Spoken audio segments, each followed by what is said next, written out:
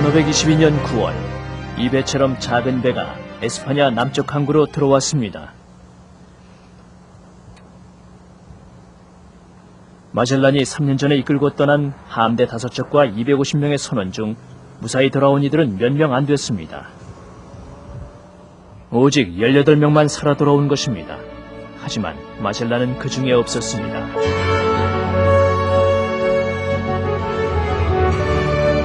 마젤란이 이끈 함대 중 빅토리아 호만이 세계 역사에서 길이 남을 커다란 업적을 남겼습니다.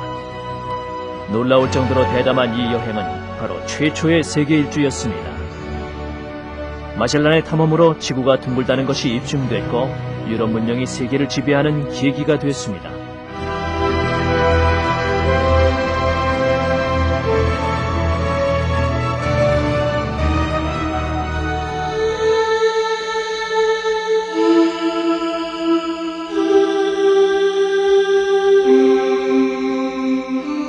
(1400년까지만) 해도 바이킹들만이 바다를 2km 이상 항해해서 유럽 바깥쪽 세상을 구경했습니다.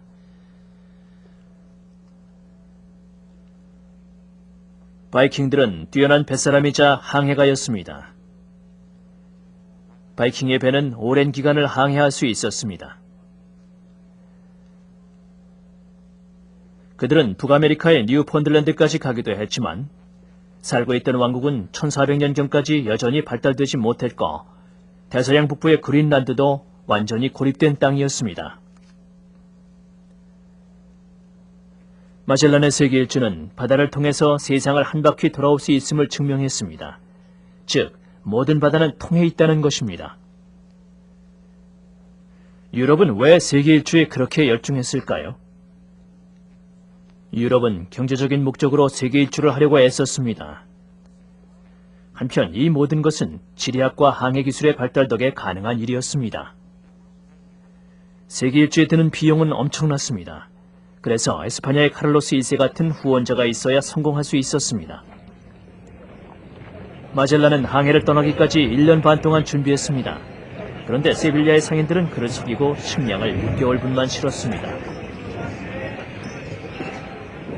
그러다 보니 마젤란은 케이프혼을 지나면서부터 물품 부족에 시달렸고 태평양에 들어가서야 원주민들과 흥정해서 음식과 물을 얻을 수 있었습니다.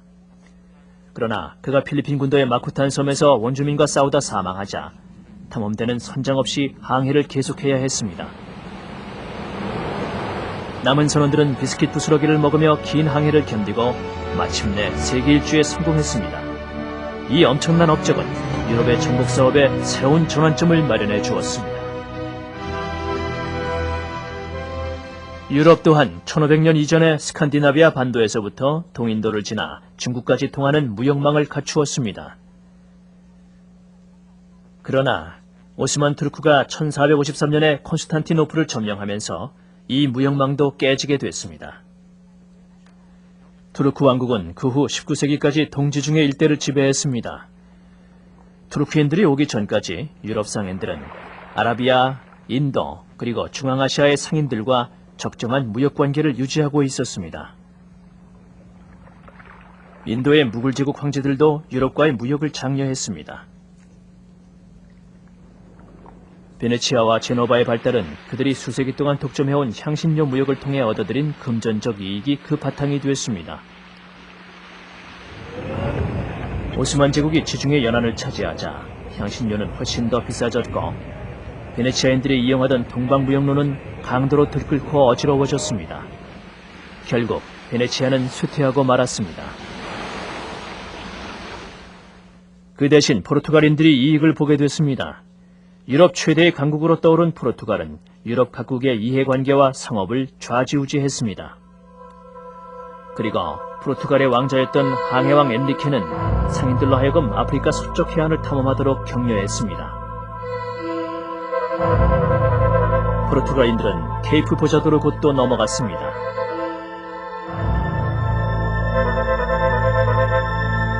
결국 그들은 인도와의 향신료 무역을 독점함으로써 세력을 확대해 나갔습니다.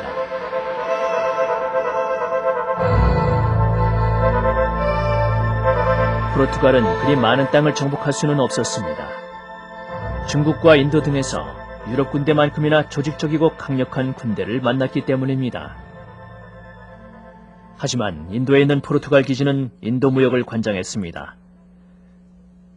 따라서 유럽 전체가 엄청난 이익을 봤습니다. 향신료는 포르투갈에서 벨기에 북부 앤트워프를 통해 중앙 유럽으로 갔고 그 대신 보헤미아와 헝가리는 은을 수출했습니다. 헝가리산 은은 아시아 동쪽까지 전해졌고 이것으로 세계 최초의 경제권이 형성됐습니다.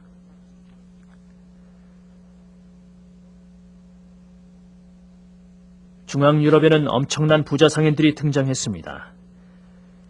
이 과정에서 북부 이탈리아의 무역과 자본은 피폐해졌고 상인들과 돈은 다른 곳으로 흘러들어갔습니다.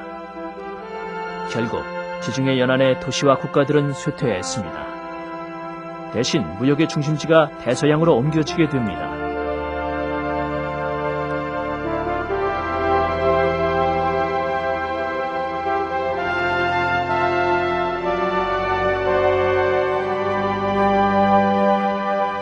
유럽이 대서양을 건너 진출하게 된 것은 혁명이었습니다. 이로 인해 서반구 전체와 아프리카 대륙의 운명이 바뀌었습니다. 아프리카와 아메리카 사이의 대규모 노예무역으로 새로운 경제체계가 형성된 것입니다.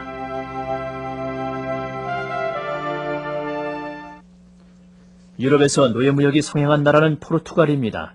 왜 그랬을까요? 포르투갈 왕들은 수십 년 동안 아프리카 탐험대를 지원했습니다. 그 대가로 경제적 이득을 원했기 때문입니다. 돈을 벌기 위해 포르투갈 함대는 어디든 갔고 상인들은 인도와 아시아 무역을 100여 년 동안 지배했습니다. 이 그림은 유럽인들이 금, 상아, 후추, 노예 등을 차지하기 위해 얼마나 경쟁했는지 보여줍니다. 유럽인들은 끊임없이 싸웠습니다. 특히 포르투갈과 에스파냐는 여러 지역에서 기득권을 잡기 위해 충돌하는 경우가 많았습니다. 1494년 두 나라는 세계를 나누었습니다. 즉, 포르투갈은 아프리카와 대부분의 아시아 땅 및 남아메리카 동부 지역에 대한 소유권을 주장했습니다. 나머지는 에스파냐의 차지였습니다.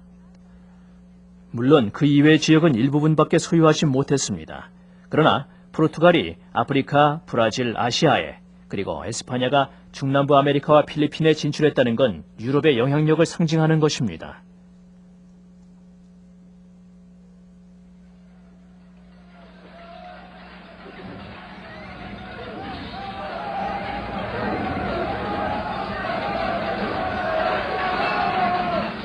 (1535년경) 에스파냐의 코르테스와 피사로를 비롯한 정복자들은 중앙아메리카와 남아메리카에 거대한 식민지를 건설했습니다. 40년도 채 안 돼서 에스파냐는 멕시코에서 칠레까지 차지한 것입니다. 에스파냐인들은 원주민들의 농업보다 훨씬 발달한 대규모의 목축법을 소개했습니다. 에스파냐인들로 인해 원주민들은 문화적, 사회적, 생물학적으로 혼란을 일으켰습니다. 에스파냐인들이 치명적인 전염병을 퍼뜨린 것입니다.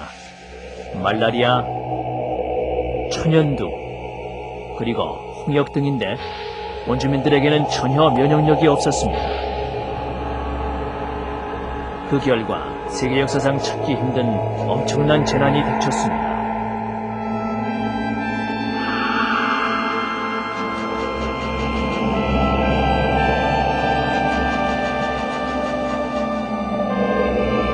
에스파냐인들이 진출하기 전까지 중앙아메리카 지역의 인구는 2,500만 명 정도였습니다. 그러나 1532년엔 1,700만 명으로 줄어들었습니다. 1548년경의 인디언 수는 겨우 600만 명뿐이었습니다.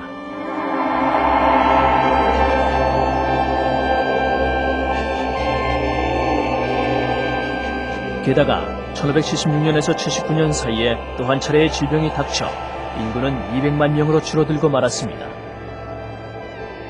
페루 등 에스파냐가 정복한 다른 지역도 질병으로 인해 인구가 급격히 줄었습니다. 하지만 에스파냐인들은 멕시코와 안데스 고원 등지에 있는 은광을 발견하고 개발했습니다. 에스파냐 국왕은 아메리카에서 캔 금은괴를 캐내서 이를 필요로 하는 나라에 빌려주면서 돈을 벌었습니다. 아시아와의 무역에서도 아메리카 은을 자본으로 해서 성장했습니다.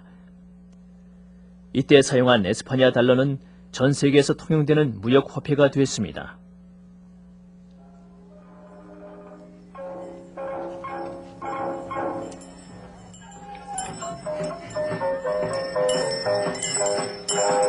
남아메리카 원주민 수가 급격하게 줄어들자 에스파냐는 새로운 노동력을 찾아 다른 곳으로 진출했습니다.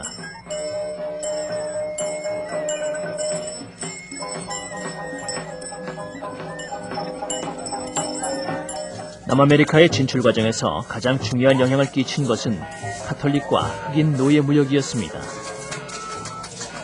이제는 흑인 노예들이 인디언을 대신하게 된 것입니다.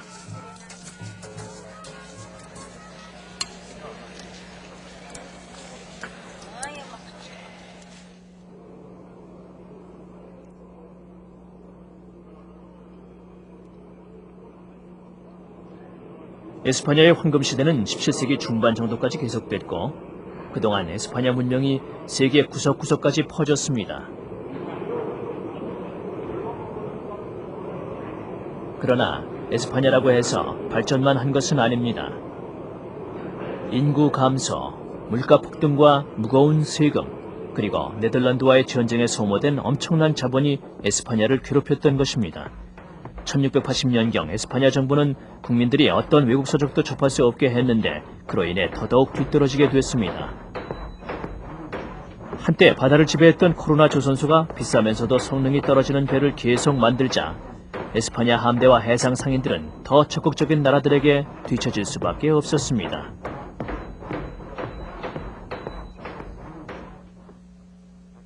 그중 가장 두드러진 나라는 네덜란드였습니다. 유럽 경제의 무게중심이 북서쪽으로 옮겨지면서 네덜란드인들이 가장 큰 이득을 보았습니다. 17세기 전반기에 네덜란드는 큰 번영을 누리며 경제를 주도해 나갔습니다.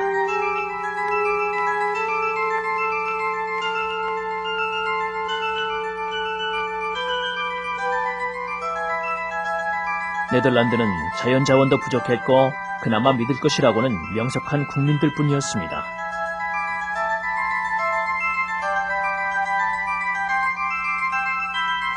시내는 깨끗하고 편안했으며 국민들이 먹을 것도 충분했습니다.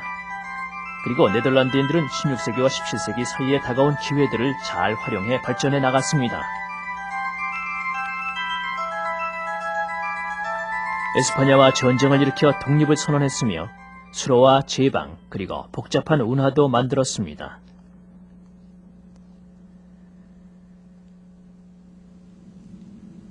플란더스 지방 사람들이 만든 뛰어난 제방과 하수도는 10세기부터 온 유럽에 명성이 자자했습니다. 그들은 또한 적은 비용으로 바다 멀리까지 나가 주요 식량원이던 청어를 잡았습니다. 네덜란드 배는 발틱산 물건들을 지중해로 배달하는 역할도 했습니다. 네덜란드 배는 깊이도 깊고 넓이도 넓은 데다 무기를 갖추지 않아서 상품을 나르는 데에는 아주 적합했습니다.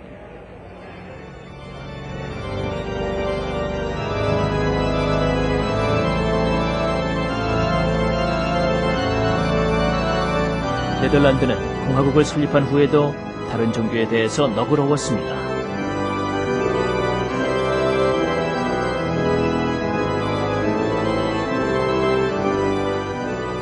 그들은 칼뱅의 영향을 받은 개신교도들이었습니다.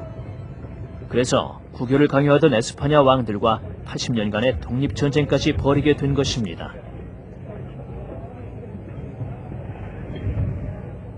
그리고 이로 인해 네덜란드는 암스테르담을 중심으로 한 북부의 신교도 지역과 가톨릭을 믿는 남쪽으로 나뉘게 되었습니다. 이 남쪽이 바로 오늘날 브뤼셀을 수도로 하는 벨기에입니다. 네덜란드 독립전쟁이 끝나고 1648년 베스트팔렌 조약이 맺어지자 가톨릭 국가에서 피신해온 신교도들이 암스테르담으로 몰려들었습니다. 또한 자본가와 상인들 그리고 학생들은 변화가 없는 정체된 사회에서는 살 수 없었으므로 축적된 기술과 경제력을 갖고 네덜란드 북부로 이주해 갔습니다.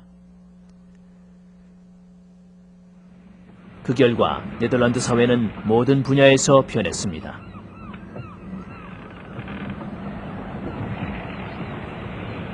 그리고 1630년경에는 큰 배를 띄워서 아시아까지 진출했습니다. 그들은 곧 동유럽 무역을 지배하고 포르투갈도 능가했습니다. 특히 아프리카에서는 포르투갈 대신 노예 무역을 관장했습니다.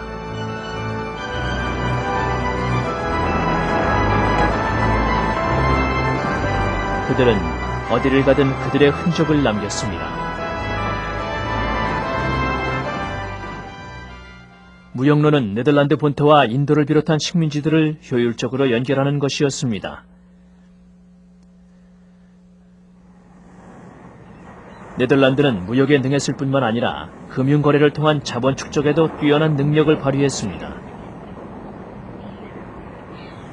네덜란드인들은 서로를 믿고 협동했으며 정부에서도 무역을 적극적으로 보호했습니다. 가톨릭 국가들이 시대의 흐름을 무시하고 옛날의 것만을 고집하는 것과는 전혀 다른 입장을 보인 것입니다. 네덜란드인들은 국제법과 무역의 개척자기도 했습니다. 1604년 네덜란드 은행은 세계 최초의 국제은행이었습니다. 네덜란드의 상업은 획기적으로 발달했는데 그것은 과학기술의 발전 덕분이기도 합니다.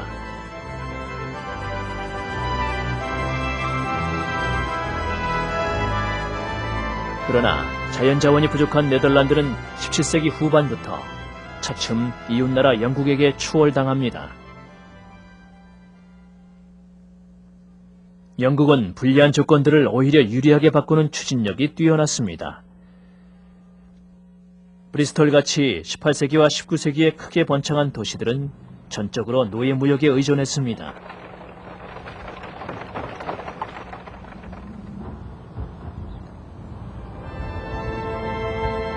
브리스톨 상인들과 다른 도시들이 대서양 경제에서 성공하자 엄청난 이익이 따랐습니다.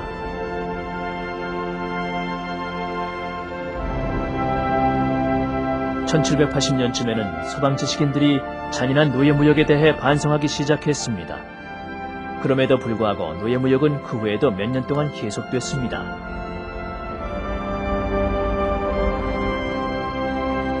게다가 유럽, 그 중에서도 특히 영국은 노예무역에서 얻는 이익을 이용해 다른 식민지를 개척했습니다. 영국은 네덜란드와 달리 조직적으로 최대한 많은 땅을 차지했습니다. 프랑스는 아메리카와 인도에서 식민지 쟁탈을 위해 영국과 경쟁했습니다. 그러나 네덜란드처럼 내전에 휘말렸고 영국은 그 사이에 우위를 차지했습니다.